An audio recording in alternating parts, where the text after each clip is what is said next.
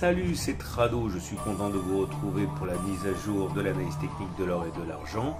Au programme, l'analyse de l'or et de l'argent libellés en or et en euros et en dollars. Également les dernières nouvelles, je vous retrouve de l'autre côté.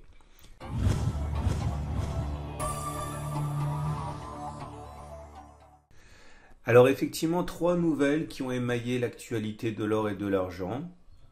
Première des choses, Goldman Sachs qui s'est fendu d'un article qui explique que l'or devrait particulièrement augmenter si les Chinois traversent bien la seconde vague de contamination par le coronavirus. L'or, encore une fois, devrait en profiter. Également un mot de IG qui explique que l'or a fait mieux que Warren Buffett récemment en termes de performance. Et la canadienne TD Securities qui considère que l'argent devrait tutoyer les 22,25 $ l'once courant 21. Et dernière chose, la banque allemande, la Commerzbank, qui explique que les consolidations ne devraient pas durer très longtemps, qu'il ne fallait pas s'attendre à ce que les consolidations soient pérennes sur l'or. Alors on commence par l'or libellé en euros. Nous avions une résistance ici, une résistance mineure à 1587, 1595, 96. Nous étions là lors de la précédente analyse, c'était mercredi. Comme vous pouvez le voir, on a réussi dans un premier temps à s'extirper de la résistance et de la franchir. Normalement, quand on franchit une résistance, on a une accélération. Mais comme j'expliquais dans la précédente vidéo, cette fois, c'était un petit peu spécial parce qu'en deuxième rideau, on avait une autre résistance majeure cette fois à 1604, 1631. Comme vous pouvez le voir, c'est une zone qui s'est révélée intraitable lors des précédents assauts haussiers, que ce soit en avril 2020 ou en mai 2020. La réplique baissière a été cinglante, donc il ne fallait pas s'attendre non plus à ce que l'on traverse cette résistance majeure comme si de rien n'était. C'est ce qui explique actuellement le reflux depuis qu'on est venu titiller cette zone. Je considère néanmoins que, et puisqu'on a clôturé au-dessus de la résistance mineure, c'était le 9, que cette résistance est battue en brèche. C'est une très bonne chose. L'accélération devrait reprendre lorsque l'on passera cette fois-ci au-delà des 1613, en particulier si on clôture au-dessus.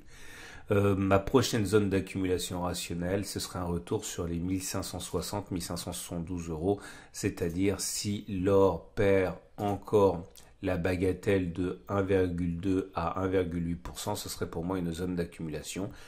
La tendance, elle est haussière. On est au-dessus de la moyenne mobile à 50 jours qui monte et au-dessus de la moyenne mobile à 20 jours qui monte. Donc pour l'instant, tout se passe pour le mieux. On regarde ce qui se passe pour l'or, mais cette fois-ci libellé en dollars. Donc davantage pour les traders, puisque lorsque l'on trade par défaut, on a généralement de l'or libellé dans la monnaie de l'oncle Sam. Là aussi, vous pouvez le voir, la tendance elle est haussière. Nous sommes au-dessus de la M50 qui monte, au-dessus de la M20 qui monte. Ça, c'est le graphe que je vous proposais déjà il y a 3 jours, puisque je vous rappelle que les mises à jour, c'est 2 fois par semaine. On a réussi à passer et à clôturer au-dessus de la résistance majeure des 1783, 1790 $. Du coup, on a eu une accélération. Cette accélération a permis de s'éloigner significativement de la résistance majeure des 1700-1793 qui donc change de polarité à mon sens. Elle devient support et ce support pourra être éventuellement mis à profit si on retourne chercher cette zone. Donc si on baisse encore de 0,6 à 0,8%, pour moi ce serait une zone d'accumulation. Par contre, on vient également de créer une nouvelle zone de résistance. Elle est claire, cette zone de résistance. Elle est comprise entre 1818 et 1809 $ environ. Je pense qu'une accélération pourrait apparaître si l'on passe au-dessus de cette résistance. Pour l'instant, il faudra compter avec cette résistance. Pour l'instant, je le répète, le plus important à comprendre, c'est qu'on est en tendance haussière. Que pour moi, la prochaine zone d'accumulation, elle est sur 1790, 1793, 1783, et qu'une accélération à prévoir au-dessus de 1818. On regarde ce qui se passe, c'est mon partenaire aucoffre.com.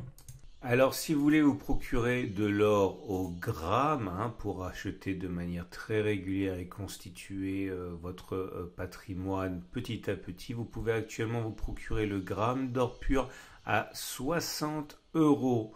Le gramme, issu d'une collection de divers valeurs, donc une quantité fractionnelle de ce lot. Si vous préférez vous ruer sur des pièces vintage, notamment la fameuse Napoléon, la pièce la plus connue en France, la Napoléon 20 francs, vous pouvez vous la procurer actuellement à 316,50 euros. Et pour les budgets les plus conséquents, vous pouvez bien sûr vous procurer la Vera Valor, donc une once d'or, et ceci à 1770 euros. On passe à l'argent. Et donc voilà l'argent libellé en euros qui est également en bonne forme. Comme on le sait, on a passé des semaines et des semaines dans cette zone verte des 15,3, 16,3 dont on savait qu'elle était une zone d'accumulation rationnelle, et c'est finalement après donc des semaines et des semaines de tergiversation que l'argent libellé en euros a pris son envol, effaçant en même moment la résistance mineure des 16,5 euros au-dessus de laquelle on a clôturé. Donc il y a véritablement une cassure de cette résistance. Il faudra voir si on arrive à se maintenir au-dessus, mais a priori c'est bien parti pour au contraire avoir une accélération. J'ai déjà accumulé, j'ai déjà expliqué que j'accumulerai entre 15,3 et 16,3, ça a été chose faite, donc je ne vais pas accumuler maintenant. Si on retourne sur la zone des 15,3, 16,3, certains pourraient trouver ici l'occasion de renforcer. On a les coudées relativement franches pour aller chercher la résistance majeure des 17,2, 17,5 euros. Tendance haussière avec les cours qui sont au-dessus de la M50 et au-dessus de la moyenne mobile à 20 jours. On termine avec l'argent libellé en dollars qui est dans une situation assez dynamique également. Vous le voyez, on est au-dessus de la M50, là au-dessus de la M20. Là aussi, on a réussi à effacer la résistance des 18-18-4 qui change de polarité. Pour moi, un retour sur cette zone serait l'occasion de renforcer en achetant de l'argent libellé en dollars. Mais par contre, on n'a pas énormément de chance puisque à peine passé la résistance mineure des 18-18-4, on est venu buter sur la résistance majeure des 18-6-19, une résistance qui me semble plus difficile à passer parce que comme vous pouvez le voir, c'est une zone qui a été préservée depuis le 24 septembre 2019, zone qui a repoussé les cours de manière très claire 3 fois d'affilée. Il est possible que ça casse 7 fois, pourquoi pas. D'ailleurs, la quatrième tentative est souvent la bonne, mais en tout cas, ce n'est pas sur une zone sur laquelle j'accumule personnellement. Je n'accumule pas lorsqu'on est sur un obstacle, j'accumule quand on est sur un support. Regardons ce qui se passe, c'est mon partenaire au coffre.com.